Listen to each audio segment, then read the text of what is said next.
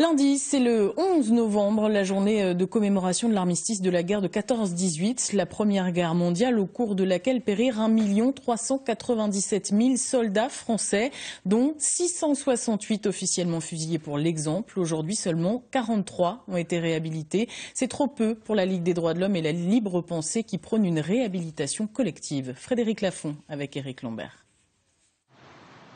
Depuis plusieurs années, la Libre Pensée et la Ligue des droits de l'homme luttent ensemble pour la réhabilitation des soldats fusillés pour l'exemple, et des poilus exécutés après un jugement expéditif par une justice militaire d'exception.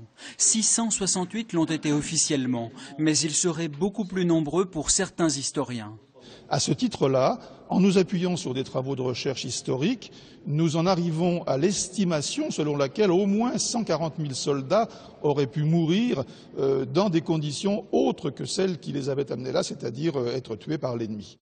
Frédéric Mathieu, auteur du livre 14-18 les fusillés, mentionne les noms de 10 soldats exécutés originaires de l'Eure. Un seul a été réhabilité, le caporal Floch. Sa tombe se situe à Breteuil-sur-Iton. D'autres ont leur nom gravé sur des monuments aux morts. C'est le cas de René Dubois et d'Émile Fromont à Gaillon. Ici, à la mairie d'Évreux, le nom d'Armand Gontier a été apposé sur une plaque commémorative.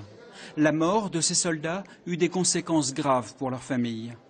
Certaines femmes ont été obligées de quitter leur village parce qu'elles étaient injuriées, elles perdaient leur emploi. Enfin, il y a eu des situations abominables.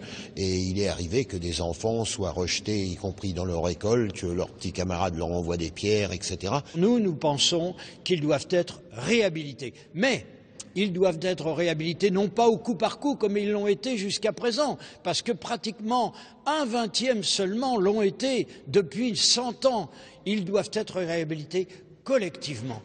En Angleterre, 306 fusillés ont été réhabilités par une loi de 2006.